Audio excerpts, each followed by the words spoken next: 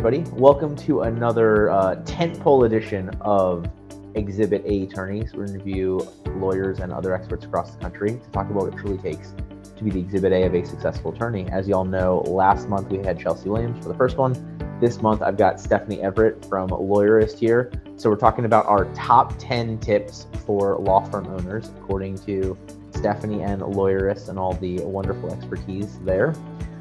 Then you'll see Stephanie over the next 10 weeks in our Solutions for Lawyers by Lawyers group, going a little bit deeper on all these tips, culminating in an end of April live session. So you can ask your questions, we can go deeper on these topics, different stuff, etc. Stephanie's always a great chat. Lawyerist was one of the first things that I came across when I went from an idiot to hopefully knowing something about running a law firm. So Stephanie, thanks for being with us. Hey, I'm super excited to be here. So, for anybody that doesn't know you, can you give us a little bit of the backstory of who is Stephanie Everett? Oh, yes. Starting at birth, just kidding. So I'm a lawyer. I practiced law. I started at a big law firm. Thought I would retire there because honestly, that was very naive coming out of law school. Never thought I'd be doing this, but I did get an opportunity to go with a partner and start my own firm in, 2007. So we started that firm. I was the managing partner. I was doing all the business stuff. And my dad was a business owner. So I think I just naturally gravitated and loved it and sort of just was like, yes, let me figure out this thing. What does it mean to run a business? We grew very fast. So we grew from the two of us and an assistant to a team of 20 in well under 7 years. So we really had to reinvent our business several times as that growth was happening. So I learned a lot in that process. And then in 2015 was like, I love this. I'm going to sell my interest in the firm and really just help lawyers learn how to build better businesses. And I've had quite the path to do that because that's a little bit of a transition too, right? Just to take your law degree and now apply it differently and have people think of me not as a lawyer, but as this coach and consultant, and join the Lawyerist team eventually. I've been here now just over 5 years. So I love it. I tell everyone, I hit the professional lottery because I get to help lawyers every day build healthier businesses. I love it. And I know you guys just announced a merger. Yeah. So we're, in a way, practicing what we are teaching. And so we just joined with Affinity Consulting Group. So our team went from 10 to 100 overnight, which is pretty exciting. Lawyerist isn't going away. You can still go to lawyerist.com. You can still get all the resources that you normally are used to getting at Lawyerist. It's just that now we have a lot more expertise behind us and a lot more help, which is really fun and exciting. So we have some big things that we want to do and how we can help the industry. This is going to help us do it faster. So stay tuned. There'll be more, nothing drastic changed immediately, but we have a lot of things on the drawing board, and it's been a lot of fun, and it's been a learning experience to go through that type of exit, and transition into another company. And I know that's one of the tips we're going to be talking about, but that's something that lawyers are going to need to know and understand as they have those opportunities come up. So I think even living through it, I'm even now more well-versed in how to help somebody, even if you're just adding an associate and a partner from another group, right? Anytime you're bringing firms like that together, it's actually a bigger ordeal than it seems. There's culture fit, and then there's technology fit, and our data and our systems, like which system are we going to use? So there's a whole host of issues that you got to figure out, but it's been fun.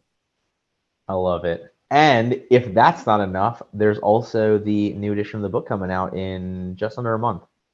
Yeah, I mean, as people are hearing this, pre-sales are on now, so you can go to lawyers.com/book. And we'll have the first chapter up so you can read it, which will really give you a sense of what this new edition about. This is one of those where we didn't just change a few things and call it another edition. It's a big rewrite. Like there's similar the themes don't change a ton, but we go in new places. We explore, and that's going to come out in my top 10 tips. So you're going to hear some of that today, but it really is the next, I think, iteration of where we think lawyers should be in this process of building healthier businesses. And that's going to be for Small Firm Roadmap, right? Yeah, so it's called the Small Firm Roadmap Revisited. and it'll be available. It's for pre-sale now, and it will launch on February 20th. See, if I was on the naming team, I would have done rewalked, like you're rewalking the roadmap. But Fair. We didn't put a lot of thought into it now that I say that. Somebody said that name and it stuck. It stuck. It's better than 2.0.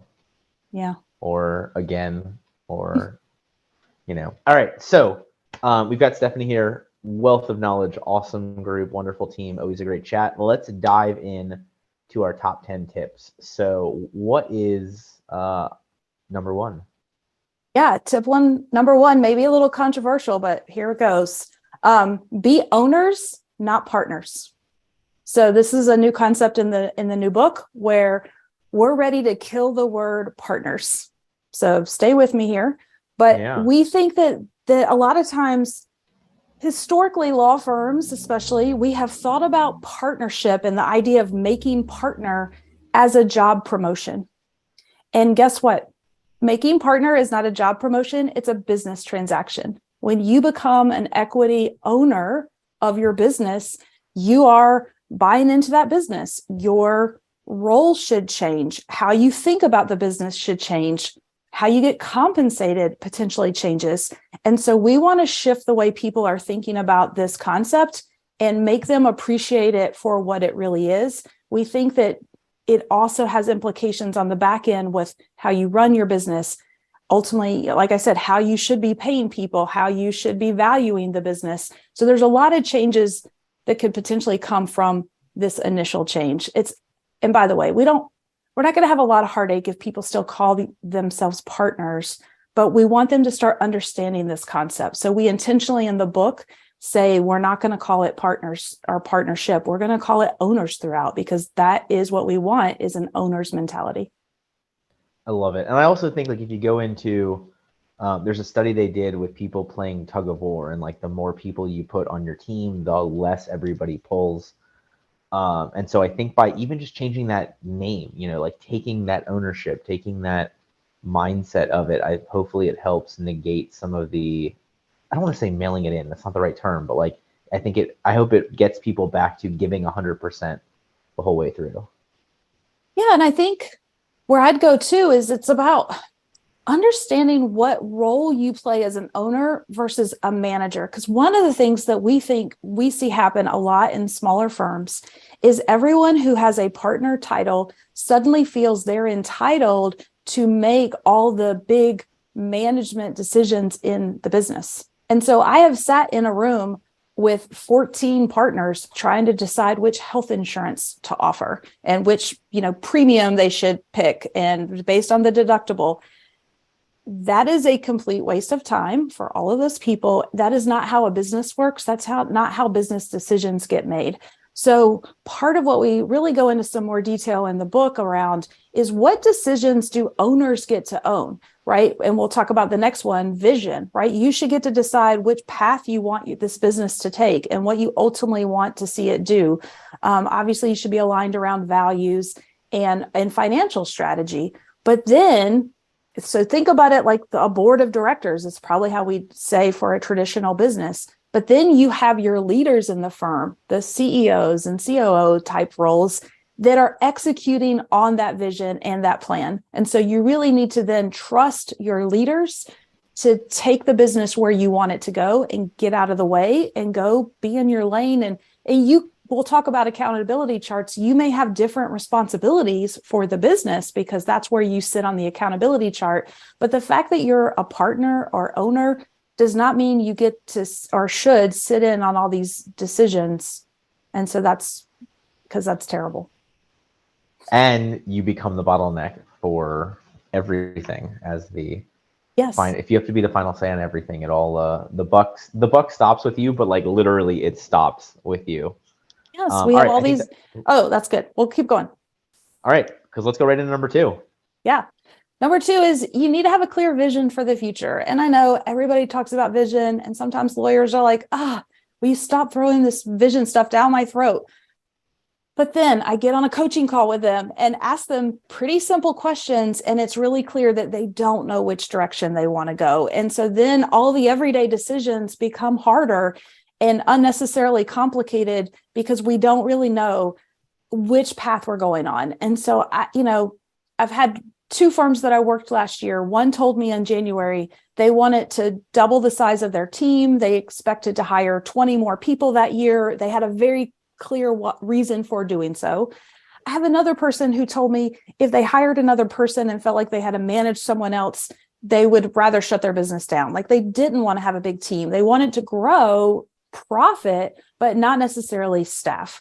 Now, both of those are very fine strategies, but they look very different. And so I tell people that I work with, you don't have to have it all figured out, but are we looking closer to this or this, right? Like we got to have some kind of direction of where we're going. It's not busy work. It's not consultant speak. It really drives everything else you do. And I know we say it a lot, and so we probably feel like we're just beating this tired drum, but yet lawyers are still kind of floundering around, not really sure what they want to do with their business. So we need to get that clarity of what we're trying to do. Yeah, I always tell people vision is like putting the GPS, is like using the GPS of your car. And if you don't have that and you don't know where you're going, you have no idea if you're closer or further away, or so it's I'm right there with you. Yeah. All right. Anything else on vision wise? Otherwise we'll go into number 3, which is no. Yeah. All right. Let's do it. Number 3, understand profitability. Seems simple, right? Seems like a no-brainer just to say it. Yeah, you need to understand your profitability. It's time for lawyers. Like we have to ban, another maybe phrase that we're going to ban is this idea that we went to law school because we don't know or understand numbers. You're a business owner now. You want to love numbers. Like you absolutely need to know and understand your numbers. You can't be afraid of them, which I know a lot of people are, because you need to ask the questions and roll up your sleeves and understand how your business works financially. It's why it exists. If your business exists in part to make money. So we want it to do that. And you want it to make profit, not just revenue. So many people out there are selling you a story of larger revenue, but not necessarily profits. And so we want to not just understand our numbers, but understand what levers we need to be pulling to mean that we make more profit. Because you can do a lot of things that add revenue. If you're billing by the hour still, you could hire a bunch of people and then your revenue goes up. But if you're not really thinking it through and watching things, you may have done nothing to actually increase profit. In fact, sometimes people see that they have less profit at the end of the day. So it's not just about making more top line revenue. It's really understanding all the ways your business works and what profit looks like. And I would even break that down. Once you know that, you want to get really specific to types of cases. Which cases are making you more money? That's where you should be focused in trying to market and really grow your firm, or at least be intentional about that. And that starts by understanding that some cases have more value and are making you more profit than other types. Yeah, look, I want to be $1 million firm. I want to be $1 million firm. I want to be $1 million firm. I'll give you the easiest way to do that right now. Spend $1.5 to $2 million on advertising. And even if it's kind of crummy, you will bring in $1 million. You might lose $1 million in the process, but you'll hit the revenue number. So no, I love what you had there. And obviously to go back to your prior example, that firm that wants to not grow really needs to be on the profitability side of things. That firm that wants to double in size still needs to know how profitable each new person's going to be and how much revenue needs to come in to afford to hire the person to still have profitability. So that's a key one regardless of the vision, I think. Yeah, for sure. You own a business now, you need to understand your numbers. And we have, when we get into on the Facebook group, I can share some podcasts that we've done with our financial coach where she really breaks it down and helps you understand your reports. And it's okay to not know. It's just not okay to not ask questions and find out. Like the help is out there. So don't be intimidated by it or afraid by it. Let's get you where you need to know so you can understand what's going on. And by understanding that profitability and by having that vision, I think then we get to go right into number 4. Yeah. See, I love this. They all make sense, right? So number 4 is you need to create a business that has value and ultimately gives you a path to an exit strategy. So it's time to understand that our law firms, our businesses that is an asset that we hope appreciates in value. That should be the goal. So, other industries, tech industries, probably the easiest example. A lot of those owners are coming in with an idea of that they want to sell. They're building to sell from day one. I think lawyers historically think that because of our regulations and that we're not allowed to sell to someone who is not a lawyer currently in most states, prohibits us from thinking this way. And I'm here to tell you guys, we've been buying and selling law firms since the day we started, because that's what we do when we make partners. It's not a promotion, it's a business transaction. So when you just had someone join you as an equity partner, whether you received value from that or, maybe a different story, but you just sold part of your business, right? So we are, even without any changes in regulations, and we can talk about that because I do think regulation changes are coming. But even if we say those aren't coming or they're not coming as fast as we think, you still have the ability to build this business up and sell it, right? Maybe right now your market is smaller, but there is a market. So you need to understand, one, that is a fact. And then two, okay, now that you know that, what is your business worth? How do you value your business? And how do you grow the value of that business?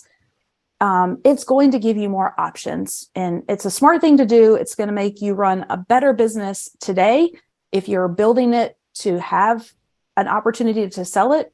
But then it also just is going to give you a lot more options. And so starting to think about what an exit strategy looks like can be a super valuable exercise. Even if you're really not sure, there's going to be lots of different opportunities. We did an exercise with the lawyers that we coach at our conference last year where we had them practice their pitch and said, okay, pretend at some point in the future, you get to pick the day and you're sitting across a potential buyer. What are you going to say to them? Why are they going to buy your business? What's great about it? What's transferable? Why is it worth? And that really opened a lot of people's eyes to, oh, okay, now I understand some things I could be doing now to build a better business so that I have those opportunities one day. And so this may be a dumb question. In terms of exit strategy, is there anything that we can be talking about exit strategy wise that isn't eventually selling and retiring? In terms of selling to venture capitalists or just selling? Is there an opportunity that isn't selling? Is that the question? Yeah, basically. I mean, look, I know you're talking about the partnership thing, so we can sell a little at a time. I know there's ways where you can sell your firm and transition out over a period of years. You can keep, some interest in it, but still retire. But are there any other options for exit strategy? I mean, you could always close down the firm and get nothing from it, but. Yeah, I think that's the other option. Close it down, okay. Do nothing, or even worse, die at your desk and not have any plan and leave your poor family in the state bar with trying to figure out what to do. I mean, so I guess those are options, is to do nothing. But most people, if you think about the value that, that you have right now as an owner, obviously you're generating probably cash to yourself today through distributions. Hopefully. But this is a newer, right. That's I said. But this is a newer concept of, and this thing you're building can also generate and has value over time.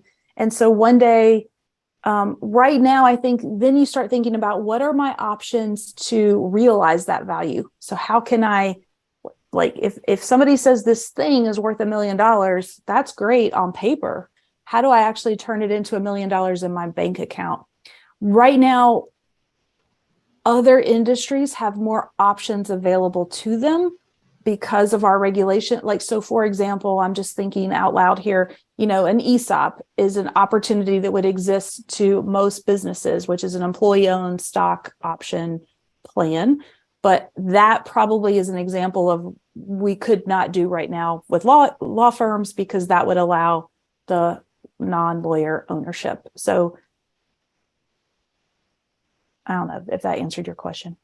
Yeah, totally. No, it's interesting to me because it's like the alternative is you blow an entire second revenue stream that you should have been working on the entire time anyway, because the longer, like the more long view you take on the short day-to-day decisions, the better your firm is every day. Absolutely. Yeah. And I mean, it starts impacting, like I had to call my financial planner this morning and we're talking about like part of my long-term retirement strategy is taking the equity that I own in my current business and turning it into cash. And then that will be money that we live off of for retirement. Or, we've created businesses before and helped people. You could have your ownership interest be pushing out enough in profit that you decide you don't need a day-to-day job in your business anymore. And you just have passive income coming from your firm. So there are a lot of opportunities there. And I think we're just getting started on this conversation. It's just one that lawyers haven't traditionally thought about. And so I wanted to include it in my top 10 list because I want to start pushing that conversation. And let's be honest, progress is progress. So if we see a change to the current regulations, it's going to allow more people to buy law firms or non-lawyers to buy a part of law firms or something like that. Like it's not going to be the opposite. Right. I know everybody's worried about it and they think it's going to kill our industry. I don't have that magic ball. I don't know. But what I'm telling my folks is it's going to create opportunities that I hope you can capitalize on. Like I want you building great businesses right now that are valuable. So when those buyers come in, you can have decisions, you can have options. Right. It's yes. If the change comes, you are better off being prepared for it. Same like the Chat GPT and the AI stuff. Like it's coming first anyway. You might as well be aware of what it's going to do and how you can still set yourself apart and whatever. Yeah. All right. So I want to transition because now we kind of go into like ways to do this. So let's go into tip number 5. Yeah. I'm sure 5 is one that you also preach a lot, which is like focus on a clearly defined market. And so stop trying to be all things to all people. Now, you understand that you have a business, the business has value. We want to grow the value of that. And one of the easiest ways to do that now is like, let's build a successful, healthy business. And it starts with being really clear on who you're trying to serve and who you're not trying to serve. I think as lawyers, we're so afraid to say no. And I tell everyone, I'm like, you make more off of a no, right? For so many reasons, it's okay to say no. And so really getting clear on who's your ideal market, what does that market look like? What do they need? It starts helping us in so many ways. Obviously, it drives our marketing strategy, which I know you also know that too many lawyers are doing random acts of marketing and trying to see what sticks. And they call me and they'll say, should I have a podcast or should I do a Facebook group or be on whatever it is, TikTok? And the answer is always like, well, who are you trying to attract? Is that where your target audience is? Because if not, guess what? The answer is pretty easy. We can say no to things, but too many lawyers are just kind of scattered all over the place. And it becomes life becomes easier when we focus. I promise you, it's easier to build the business, the back end, the systems, all the things that we're going to do. It's also what's going to help drive that profitability. Can I steal that line, a random act of marketing? I think that's so funny. You can, because I stole it from somebody else. Oh, there we go. It encompasses it so well. And it's funny because then like that makes so much sense from the defined market. And then I think that also goes into tip number 6 very well as well. Yeah. So we got to start being intentional about building our business model. So, this comes lots of stuff comes into this one. So it'll probably take a minute to unpack this tip, but anyone who's listened to me knows that I'm a big fan of killing the billable hour. Like we've done it. The old way is broken, you guys, and it's time to just stop doing what everyone else has done for the past 100 years by default. So what I want you to do is just pause and say, is that the best way to deliver my services to the target market I have? So when I'm thinking about your business model, I'm really thinking about what is it that you offer? So what does that package look like? What is the scope of services that you're offering? How are you offering it? And how are you pricing it? And that's all decisions that all go in together and tie into your ideal market. Who are you trying to market to? So there's a lot of decisions in that. And again, it comes back to stop trying to be all things to all people. Not everybody wants, the luxury soup to nuts divorce package where you decide as the lawyer what needs to be done, when it needs to be done, and how much you're going to charge. Not everybody wants to spend $50,000, $60,000, even $20,000 on a divorce. I mean, gosh, I tell my husband every day, like we get in a little fight and I'm like, better work this out because we're not going to spend $20,000 undoing this. Some people do need divorces though. And maybe what they need is special help in a piece of it, right? Or maybe they just need to understand the process. Maybe they can afford, there is a market out there for all the things that we offer. Like no matter what kind of practice you have, where you sit in practice areas, there's such a broad market. People need help and we're the helpers.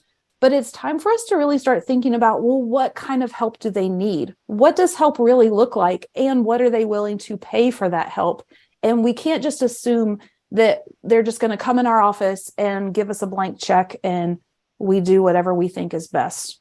Because I think just the way we buy services is more sophisticated now. And whether you agree or not, market competition is out there and it's coming from lots of sources. So my husband this morning saw an ad for a wills and trust thing on TV. He was watching the morning news and he knows what I do. So he kind of called out and was like, oh, look at that. There's somebody advertising on a national scale, a scoped, will package. So people are out there doing this, and it doesn't mean you have to do it, but you need to be intentional about what it is you're doing and why you're doing it. Well, and if you go back to the high school journalism class, right? Like who, what, when, where. So that market is the who we are helping. That business model is the how we are helping them and what we are actually doing for them. Like these things all go together so well. I think so. I think it makes sense. I just think we aren't always thinking about it. We just kind of slide into it. And then we are like, oh, this is how we do it. And what I'm saying is just stop and actually look at the market and think about, is that the best way for you to do it? Maybe there's a market opportunity no one's even thinking about, and you could create a product or services. I call it product, but you could create a package of services that really would address a market need that is unmet. And man, wouldn't you want to swim in that lane instead of doing what everyone else is doing? Well, the beauty of it is because we are a service, creating that product is easier. Like you don't have to get a new patent. You don't have to change an entire, production line. So it's always interesting to me, like lawyers that have these ideas on like, oh, what if I offer, a will where they come in every year for us to review it. And we also connect them with here and we also do this. What's stopping you? Like just offer it to somebody and see if somebody pays the amount of money you charge for it. You can always make those changes later, but we don't have to completely reinvent the wheel for so much of this. I love it. Yes. Just get started. Just test it. That's what I tell everyone. Create a small thing and go test it and see if the market likes it. They're going to tell you. Yeah. Well, and the beauty of it, all right, so once we have our person, once we have the how we want to help them, how do we do this over and over again? Yeah. So that's number 7 is it's time to systematize. And this comes in so many different parts of our business, right? So this could be the way we're delivering services, but it's also the way we run our business. So, we have onboarding, for example. We just had to onboard onto a new team. Like there should be a checklist. We know how to onboard people. So we should have a process and we know exactly, hey, it's time to onboard someone. Here's what we do. It's all the steps listed out. We know who's going to do what, who's responsible, and we can repeat that every time. We're not always scrambling. The same type of concept applies when we go to write a brief. Whether you've actually thought about it or not, you have a process in your head that you like to be followed every time you write a brief or every time you create a new motion. And the question is that a process that lives in your head, or is it somewhere where I could pick it up and read it and execute it for you? Because guess what? If it's the latter, lots of opportunities open up. Now it becomes easier to delegate. Now it becomes easier to scale and grow. And you don't have to be the one that does all the things. You can have your team help you. And now they're going to know what help looks like, how they should approach the project, how they can get it where you need it to be. So then you're going to be happier with the work product. And then we can look for those opportunities to use the tech in a smart, efficient way. I'm not saying tech, we're robot lawyers, even though they're sending one to court, whatever, that's a long way off. Like your job is not going to get replaced. But if I can take the mundane crap that you don't like doing anyway and build a system, use a tech tool to do it, I should be doing that all day long. Like my team's having a lot of fun with Chat GPT right now because why not? Like, don't be scared of it. Like find a way to master it and use it so that you can do the high level thinking work that you all want to do anyway. I love it. And look, I will admit to everybody, every now and then, there is truly a magical creative moment.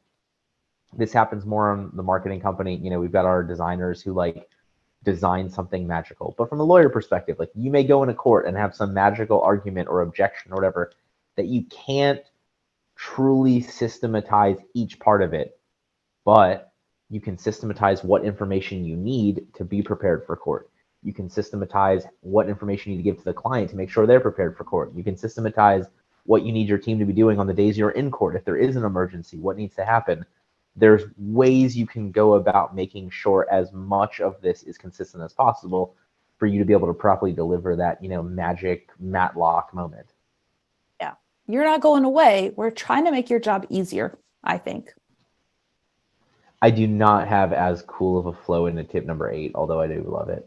That's okay.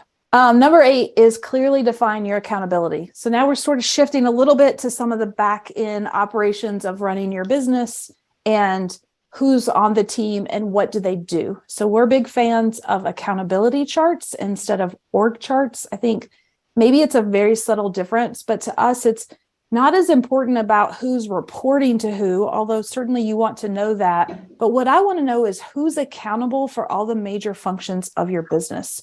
And so especially when you have a small business, and by the way, even if you're the only person in your business, you should still do this exercise, which is simply to map out what needs to happen for your business to function. At a minimum, every business has 3 big buckets, right? If you want to think about it that way. There's a sales and marketing component. You got to bring clients in. You got to deliver. In our case, our widgets are the services of law that we're offering. And then we have back-end operations. There's everything from counting the money and paying bills to IT or managing your office and managing your team with HR and benefits administration. So all that stuff kind of falls in that operations bucket. So at a very simple, the simplest we could have is a 4-person accountability chart, right? You could have the visionary CEO at the top, and then your sales and marketing, your delivery, legal services, and operations. But you could obviously make that a lot more complicated and start drawing out lots of boxes. You could separate. So the key is one person is accountable at your business for each of those major functions. So at the end of the day, if we decided we're going to start writing a blog every week, I don't know what the right cadence is these days. And then as much as possible, every hour. Yeah, there you go. February 15th comes and we haven't produced a single blog yet as a firm. Who do I go to and say, what's happening with those blogs, right? Is there a owner in charge of marketing? So it doesn't necessarily, this is where I say, like, you can have different people on the team responsible for different things, but who are we holding accountable for these functions? And oftentimes, especially in small firms, it's just not clear.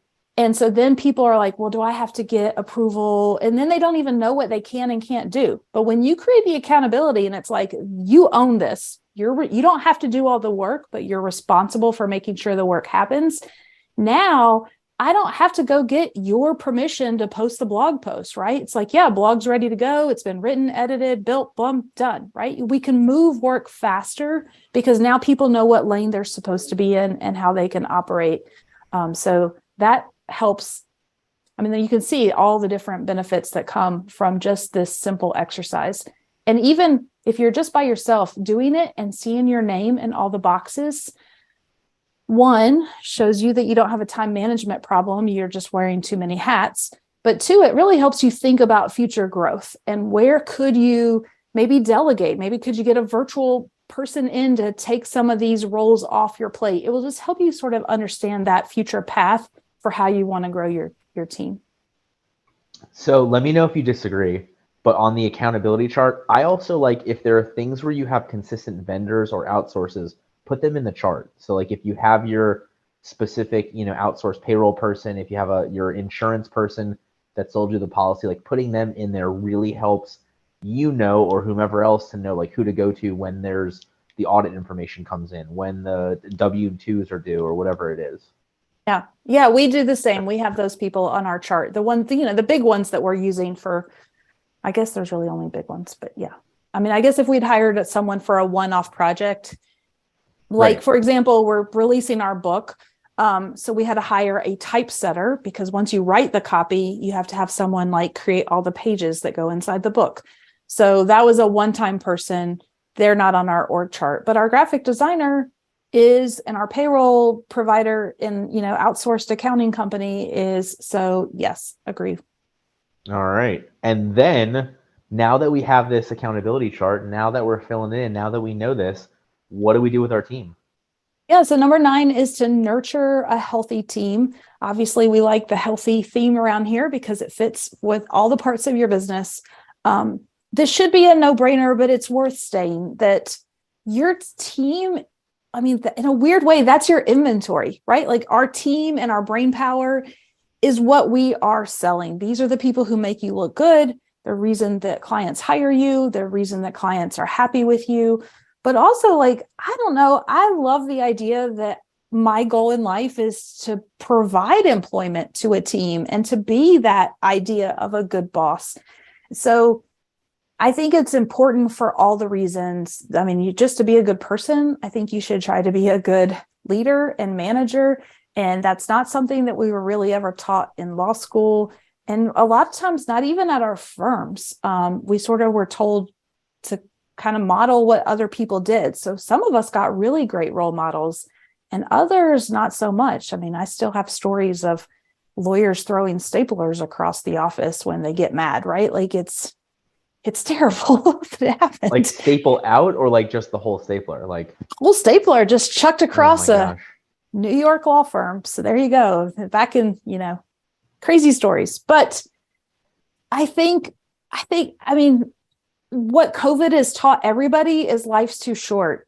And so teams are leaving, people are leaving because they want to feel personally and professionally fulfilled in their jobs. They want to know that their job matters. Luckily, for most of us, that's an easy one. Like we're helping people who genuinely have problems. So that should be an easier story for you to tell. But you need to connect the work that you do with your firm to the work that everybody does. The person who answers your phone needs to understand how they're helping making a difference in somebody's lives and in your community's lives. And we want to create workplaces where people love to show up and they thrive and they feel supported and they feel heard.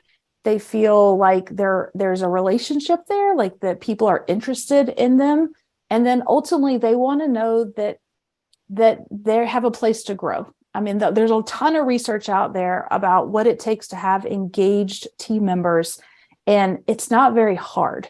It's not like you don't necessarily need to go buy ping pong tables and, give everybody a guitar or something, just have a sing along. Like this idea, I think Amazon and Google came along and kind of told us that we had to be really wackadoo in our workplace to create a good culture.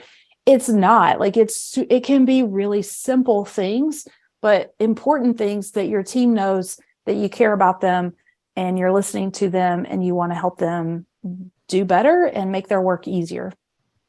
I love it. All right. So when we share tip number 9, we should definitely crowdsource some cool, easy, cheap ideas that people have had to help build this team, because you're like, yes, it's the right thing to do for everybody and also for you, because then you have less turnover, because then your clients are treated better, because then people enjoy coming to work and they're sick less and they're more engaged and they're there for each other, and like it's just this snowball, but in a good way, dovetail, I don't know, whatever it is. Yeah, like flywheel, all the things. Yeah, flywheel, there we go. And then by having a healthy team, then we can get to number 10, last but definitely not least. Yeah, we want you to be a healthy owner. So for us, this kind of takes on a couple of different places. One is around compensation. So we want owners to understand how their comp should work, which for here at Lawyerist, we like the Greg Crabtree model in simple numbers, which is you get two buckets of money as a business owner. One is the money you get for the work you do in your business. So I'm just going to call that wages. And I'm going to make my disclaimer right now that I'm not a CPA. I'm not giving you tax advice. I don't care what actually happens for you to get this bucket of money, but I want you to start thinking about your business financials and understand that you should get a market rate for the work you do in your business. So if you had to replace yourself tomorrow, or a great example, if your spouse is currently doing your marketing work on the side at night or keeping your bookkeeping at night, right? Like we have lots of spouses and family people who are doing work for us. Everyone needs to get a market rate for the work that they do. Otherwise, you don't have a true sense of the financial health of your business. So you want to, again, I don't care how that money comes to you, but at least on a piece of paper, we should have a line item that says market rate for the owner and fill in that number. And then that should give us, if you want an adjusted profit number, but a profit number that will tell us if we really are profitable. Because a lot of the lawyers make the mistake of just saying, well, I just make whatever's left over at the end of the year. And they don't even realize that they're making less than they should make at retail, right? Like it's terrible. So one is like, is your firm able to sustain you at the market rate we expect? And hopefully the answer is yes, and that there then is profit. We want that profit. We're looking for a healthy profit to be 10 to 15% of top line revenue. That's a normal number. I know law firms publish things like 30 and 35% margins, but it's a lie because they're not accounting for any compensation for that owner bucket. They're just paying them out of the profit. So I'm dispelling that right now. But then once we do have those profits, then now you can get a return on your investment as an owner. So, or you can decide to reinvest in the business because you're trying to make some decisions and grow the business and grow the value of the business, but you can make those decisions. So number one, being an owner means getting paid for in these two buckets this way. So I'll stop there. That hopefully all made sense, but sometimes this blows people's minds because they haven't thought of it that way. And listen, that's the beauty of the way that we're doing this. We've got the episode. We'll go deeper. We'll have the Q&A at the end. All right. So I wanna wrap up here. Excuse me, but I want to make sure that we remind people about the book. Yeah. So we go in. The book really covers all of this in much more detail. So would love for you to check out the latest version of the book. The first book did incredibly well. We're very proud of it. Over 10,000 people purchased it in the last couple of years, which sounds pretty good to me. So I think a lot of people have gotten help from it.